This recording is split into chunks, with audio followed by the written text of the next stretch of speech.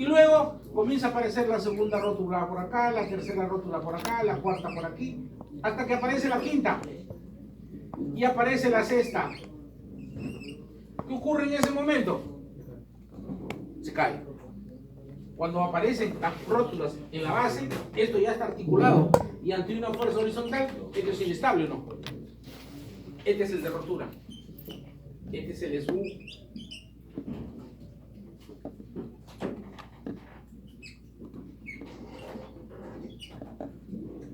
La razón, la división entre esto y esto, vamos a suponer que esto se da con 3 centímetros y esto se da con 15 centímetros. Ductilidad que va a ser igual a 15 sobre 3 igual a 5. ¿Estamos hasta ahí? Esa ductilidad es equivalente al R que tú le pusiste en el SUX. Y entonces viene el detalle. En el análisis ya más detallado, tu ductilidad es 5. Pero cuando tú hiciste el análisis que te obliga a la norma en este momento, que es el análisis lineal, tú asumiste 6, ¿cierto? Y yo te pregunto, ¿tu estructura estaría correctamente diseñada? No, porque tú has asumido 6 y no has llegado al 6. No has llegado al 6 porque antes de que se plastifiquen todas las vigas, que era lo lógico, se llegaron a plastificar las columnas. ¿Sí o no? Entonces, ¿qué es lo que yo tengo que hacer? Reajustar mi estructuración. De repente, yo asumí que mis columnas de aquí para arriba todas tenían una dimensión 30 por 60. De repente abajo le voy a tener que poner 40 por 60. Para evitar esto. ¿Y hacer qué cosa? Hacer que ahora estas rótulas no se formen aquí, sino que se lleguen a formar primero aquí, después por acá. Perdón, si la pongo aquí ya se desestabiliza. Aquí. Y al final, que se formen aquí. Entonces ahora esto de aquí, ¿qué va a pasar con mi nueva curva? Ahora este es vale por decir 20. ¿Cuánto es ahora tu nueva ductilidad? 20 sobre 3. ¿Cuánto es 20 sobre 3? 6.6. Ya está. Este es mayor que tu 6 que asumiste al comienzo. Por eso, esa es la finalidad del no lineal. Predecir de qué se va a morir. ¿Y en qué tiempo se va a morir? En el otro no. En el otro tú asumes un R. La norma te dice, mira, si hay irregularidad. Lo que te está diciendo la norma es, si hay irregularidad simple, es menos probable que se muera antes. Pero si hay irregularidad extrema, es muy probable que se muera rápido.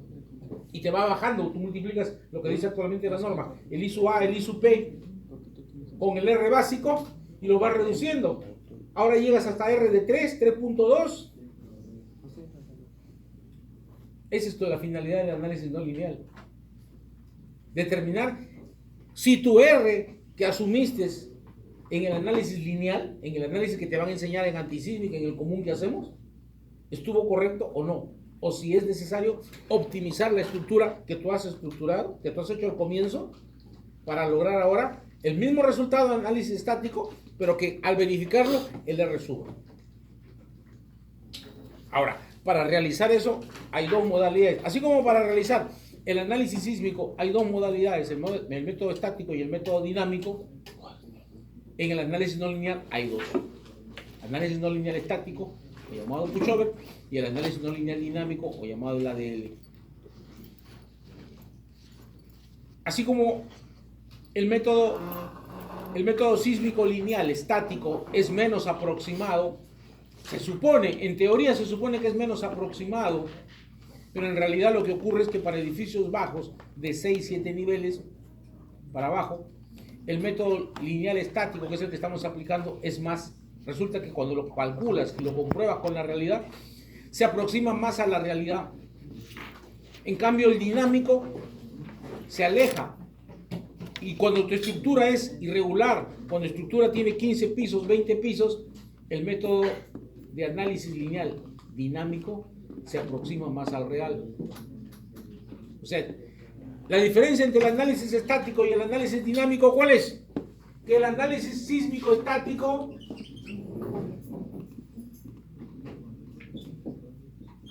lo que hace es asume de que las masas están concentradas aquí y aquí le aplica la fuerza de sismo.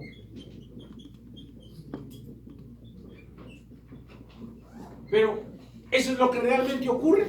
No, pues. ¿Acaso cuando hay un terremoto se aparece un gigante y comienza a mover los techos nomás? Eso no es lo que en realidad existe.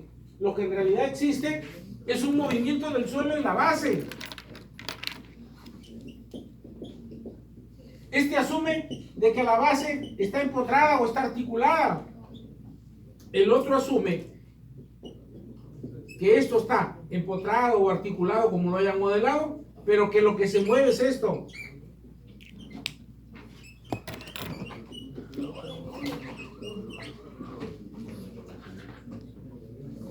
Y lo analiza con esto. No asume de que la masa está aquí, sino que dice, la masa está distribuida. Yo tengo aquí una masa, por acá tengo otra masa. O sea, si yo lo idealizo, yo aquí tengo una gran masa, pero en las columnas y en las placas también tengo masa. Y mi distribución de masas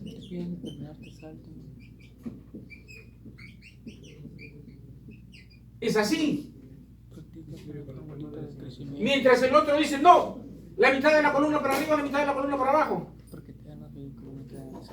Es por eso que este método se llama el método estático equivalente.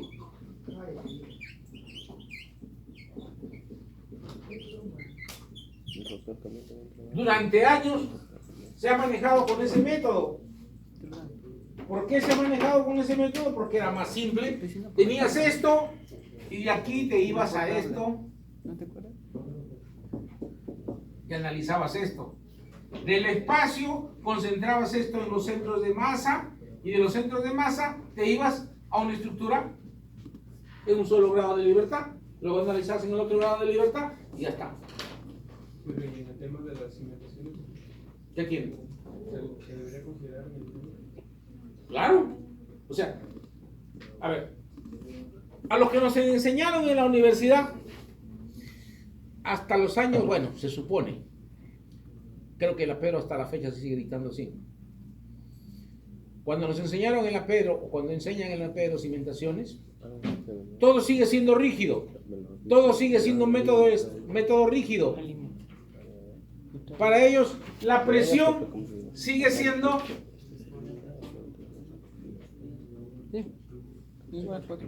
eso. Pero eso viene desde las épocas de Caín. Porque el pobre Caín no tenía plata para comprarse una calculadora. Y desde ahí nos enseñaron eso. Y eso es lo que nos enseñan. Tú agarras un libro y eso es lo que encuentras. En el mundo del año 70 comienzan a aparecer las computadoras. Y entonces, ahora ya puedes hacer más cosas. Yo he terminado en la Pedro el año 84 y seguíamos manejando esto. La computadora se conocía solamente por figurita. La Pedro tenía una sola máquina y todos cursos de computación. Y te ibas a escuchar tu curso de computación. Todos de lejos, 5 metros. Había una sola máquina, ese era el centro de cómputo de la universidad, y te decía, eso de acá se llama pantalla, pero no lo toquen porque se malogra y cuesta un chupo de plata. Esto se llama CPU y todo el mundo lo dibujaba. Y lo de abajo es teclado. Eso sirve para procesar datos. ¿Listo? Se acabó el curso de computación. Así nos han enseñado a nosotros, ese fue nuestro curso de computación. Cuando yo me voy a la Católica a hacer la maestría, llegas y el cerebro de la Católica era un cerebro grandazo. Un montón de tarjetas que ocupaba un cuarto de este tamaño. Que tenía aire acondicionado solito para él. Ese era el computador, el mainframe de la universidad.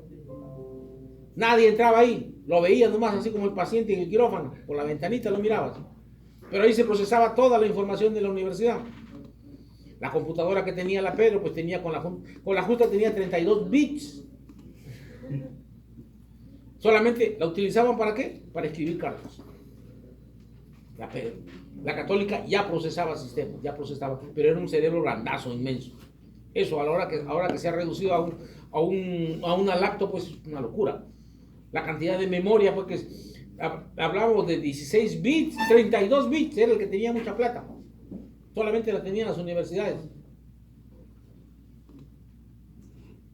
¿No? Se grababa la información, no en USB, se grababa en un cassette, esos antiguos de música que tienen una pita marrona. Ahí se grababa la información. Y luego para buscarla, ya luego aparecen los disquetes y luego la figura. Entonces, en esa época se manejaban estos métodos. Cuando ya comienzas tú a procesar, el cuco era la ecuación diferencial. Te la enseñaban, pero rogabas que jamás te la pusieran en el curso. Peor, en un examen. El vacilón de los profes, ¿qué cosa era?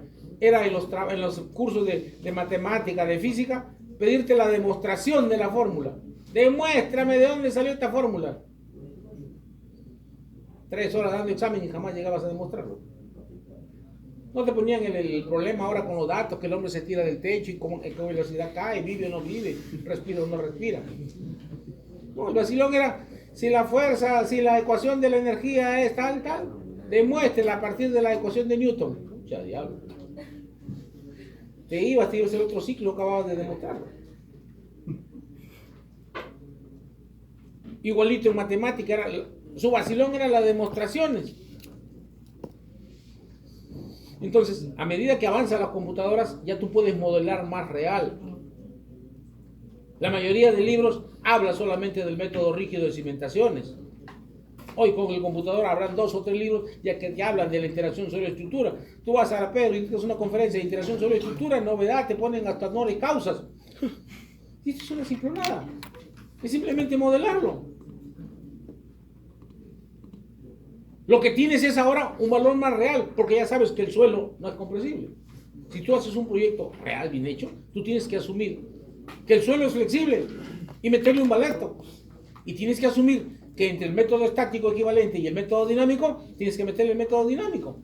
Hoy antes el reglamento te permitía trabajar con cualquiera de los dos, método estático equivalente o método dinámico.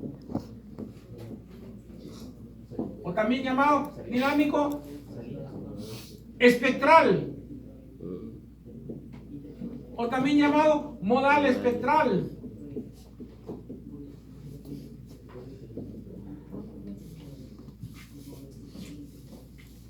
Esto implica un gran manejo de ecuaciones diferenciales. Esto, en el curso de antisísmica, se enseña el manejo y máximo se hace uno de 3 niveles. Porque esto implica invertir matrices. Y en un Excel, puedes modelar hasta una matriz de 3×3. Porque